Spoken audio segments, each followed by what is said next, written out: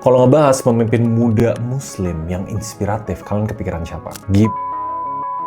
Nah, kita mau ngebahas tentang Zohran Mamdani yang baru belakangan ini dilantik jadi wali kota New York City. Nah, fun fact-nya, dia wali kota termuda di New York City. Nah, makanya dari kampanye aja, kabarnya tuh nyebar cepat. Bukan cuma di US doang, tapi masuk ke dunia muslim, termasuk Indonesia tahu nama dia. Tapi apa iya, dia sebagai muslim itu berpengaruh sangat penting di image dunia dia? Simpelnya, di awal-awal emang ini dilihat sebagai kemenangan kolektif. Sebagai umat lah, bahwa muslim akhirnya bisa mimpin bahkan kota paling liberal dan berpengaruh di dunia. Zohran, 34 tahun, keturunan India dan Uganda. Dia muda, minoritas, muslim, dianggap mewakili perlawanan terhadap diskriminasi, terhadap Trump, terhadap Islamofobia. Nah, sama Trump ini seru, karena Trump sendiri nyebut dia sebagai ancaman. Pas Mamdani udah mau menang, Trump tuh langsung nge-tweet, "And so it begins." Beberapa hari kemudian, Trump ngancem potong pendanaan federal untuk New York City, karena dia nyebut Zohran ini komunis yang berbahaya. Nah, kalau dari aspek muslimnya, selain dari wajah baru dan angin segar untuk New York, muslim global tuh nyambut dengan bangga. Akhirnya kita punya pemimpin di pusat dunia. Karena nama Mamdani itu bahkan disebut di khotbah Jumat. Masuk headline portal Islami, bahkan jadi bahan doa syukur di komunitas diaspora. Narasinya simpel, dia menantang sistem, dia melawan Islamofobia. Makanya kita dukung. Tapi pertanyaannya, apa iya? Karena kemenangannya Mamdani itu nggak sesederhana muslim versus anti-muslim. Nanti kita bakal bedah sama-sama ya. Bukan sekedar, oh dia berani ngelawan Trump. Karena dia juga sosialis demokrat, pro-LGBT, pendukung legalisasi pekerja seks. Makanya kontradiktif nih. Jadi kita harus lihat dulu strategi yang dilakuin untuk memenangkan vote dia. Merangkul semuanya. Jadi kalian harus ngerti ya, New York itu diverse banget. Orang jenis apa ya ada di sana. Dari yang paling aneh. Nah, pas dia maju, dia tahu untuk menangin New York itu tuh susah loh. Nama besarnya tuh Andrew Cuomo. Kalau cuma ngandelin, oh dia Islam dan muda, itu tuh nggak bisa menang. Dan di sini udah mulai kelihatan nih, interestnya terhadap politik apa terhadap nilai-nilai pribadi dia. Makanya dia bikin pelangi koalisi. Gabungan dari kelompok-kelompok marginal yang selama ini dianggap kecil secara politik. Tapi kalau disatuin nih, kecil-kecil, itu tuh sebenarnya vote yang gede banget. Nah, di sini udah kelihatan, it's all about vote. Karena kunci yang paling signifikan itu sebenarnya komunitas LGBTQ di sana. Jadi ada exit poll dari NBC News. Zohran itu dapat 81% suara dari pemilih LGBTQ. Cuomo cuma 15%. Curtis Silva 0. Tapi di luar komunitas LGBTQ, vote-nya si Zohran sama Cuomo itu sebenarnya imbang. Simpelnya gini, tanpa dukungan dari pelangi, Mamdani itu nggak menang sebenarnya. Nah, makanya dia bukan cuma berharap mereka ngevote, dia aktif banget ke komunitas-komunitas kayak Pride Parade, bahkan ada acara Gays for Zohran. Bahkan dia ngeluarin video campaign khusus di Hari Coming Out Nasional. Di kampanyenya dia janji bikin kantor urusan LGBTQIA+ di Balai Kota. Dananya $65 juta untuk layanan transgender. Dan ini bukan masalah ide doang loh, ini program nyata. Nah, terus komunitas apa lagi yang dirangkul? Imigran. Ini dapat banget nih, karena Zohran sendiri kan imigran. Dia berhasil dapat suara dari Asia Selatan, Arab, Latin, Afrika. Pidatonya dia aja dalam beberapa bahasa.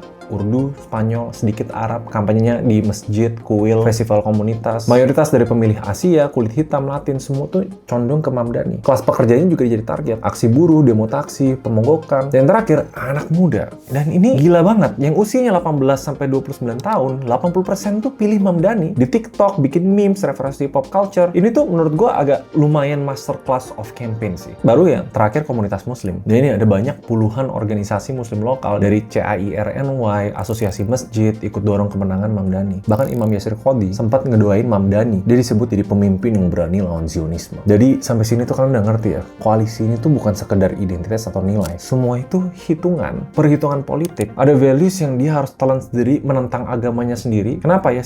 Dia harus ngerangkul. Akhirnya Mamdani menang satu putaran, 50,4% suara. Cuomo 41,6%. Sliwa kalah telak. Nah, makanya kemenangan dia itu munculin satu pertanyaan yang penting. Kalau suara LGBTQ jadi penentu utama untuk kemenangan Mamdani, sejauh mana dia bakal berani menolak agenda mereka? Ini dari sisi pandang kalian-kalian yang muslim yang ngedukung dia dan dia sebagai muslim. Nah, makanya sebelum kita ikut sorak-sorakan atau kita dukung, kita lawan, kita harus nanya dulu siapa sebenarnya Zohran Mamdani. Apa yang diperjuangkan? Apa itu semua sesuai sama nilai-nilai yang kita yakinin. Jangan karena muslim sama berani lawan Trump ya udah kita dukung. Nah, makanya sekarang kita coba gali lebih dalam. Dari angle Zohran ini pahlawan atau penyimpang? Nah, dari pribadinya, Zohran Mamdani ini lahir di Uganda tahun 1991. Memang dia anak dari bapak yang sarjana muslim keturunan India. Dan ibunya, Mira Nair, dia tuh sutradara film ternama asal India. Jadi udah ada background pendidikan sama background filming. Jadi pas digedein, lingkungannya tuh nggak bener-bener konservatif, tapi banyak nilai pluralisme, aktivisme, kebebasan berpikir. Dan akhirnya jadi warga negara US di tahun 2018.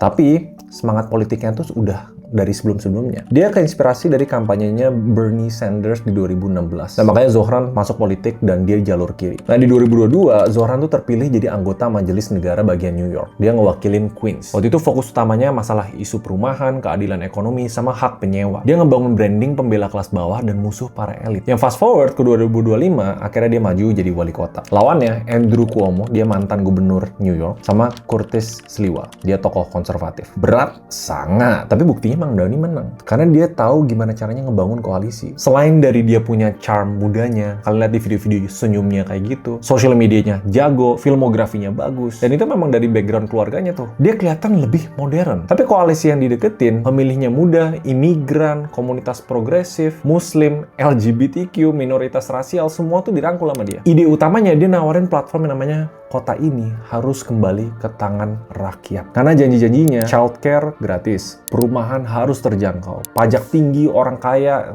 terus mereka, perlindungan untuk LGBTQ, kota suaka untuk imigran, semua dibungkus dalam satu label yaitu sosialisme demokratis. Nah, makanya Trump ngecapnya komunis. Tapi buat pendukungnya justru ini bukti. Justru ini malah nge-support Zohran Mamdani berani ngelawan kekuasaan. Di pidato kemenangannya dia bilang kayak gini, secara tegas ya, saya muslim, saya sosialis demokratik, dan saya tidak minta maaf untuk itu semua. I am Muslim. I am a democratic socialist. And most damning of all, I refuse to apologize for any of this. Tapi dibalik itu semua, makanya sebenarnya ini kontroversial. Masuk headline-nya karena Islam pertama dan paling muda nih di New York City. Tapi apa sebenarnya dia ngewakilin kepentingan agama dia? Apa sekedar politik? Ya, termasuk dukungannya sama LGBTQ, dekriminalisasi pekerja seks, ideologi kiri radikal. Jadi ya wajar pas itu kebuka, akhirnya sebagian Muslim tuh udah mulai ragu. Kita masuk ke chapter terakhir. Dan ini realistis banget.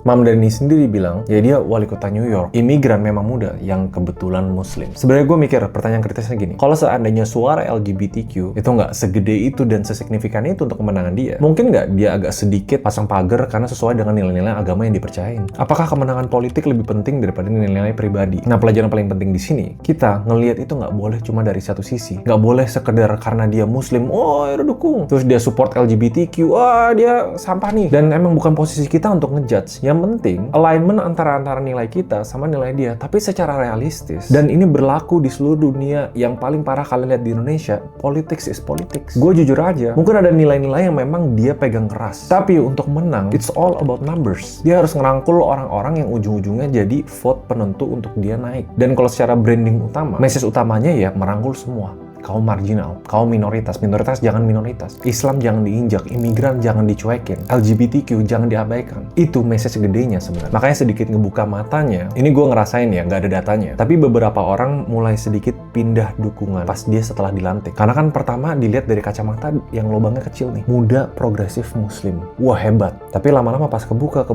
lihat kebijakannya dan lain-lain, oke ada beberapa nilai yang nggak sesuai dengan orang-orang yang sebelumnya dia dukung. Kalau cuma dilihat dari segi agama, untuk beberapa umat, pemimpin muslim seharusnya jadi teladan moral. Artinya buat kalian yang ngedukung karena sekedar agama, susah sih. Menurut gue jangan terlalu berharap dia ngejuangin kurikulum Islam, libur nasional Idul Fitri, atau perlindungan hukum halal. Karena dia memang bukan penyeru agama, dia progresif sekuler yang ada di sistem politik, dan politik it's still politik. Tapi kalau misalnya mau ambil positifnya, dunia memang butuh pemimpin muda. Dan kemenangan, kalau dilihat dari angle anak muda pintar dan progresif, ya mungkin itu bisa dilihat. Simpel lagi nih, kalau kita mau akhiri perdebatan ini, kita jangan pernah menerima sepenuhnya. Tapi yang kita bisa kontrol adalah apa yang bagus dari dia, apa nilai-nilai yang oke dia perjuangkan. Itu diambil jadi pelajaran kita, jadi kompas moral kita. Dan yang jelek jangan diikutin, yang nggak sesuai dengan moral-moral kalian ya jangan diterima. Tapi ngeliat Zohran ya sebenarnya lumayan inspiratif dari segi anak muda bisa memimpin kota New York. Balik lagi sebelum gue tutup video ini, di Indonesia kita punya Gibran Rakabuming. Gue nggak ngomong apa-apa ya, itu buat kalian sendiri yang berdiskusi di kolom komen. Tapi menurut kalian gimana perihal Zohran Mamdani? See you guys next video. Bye-bye.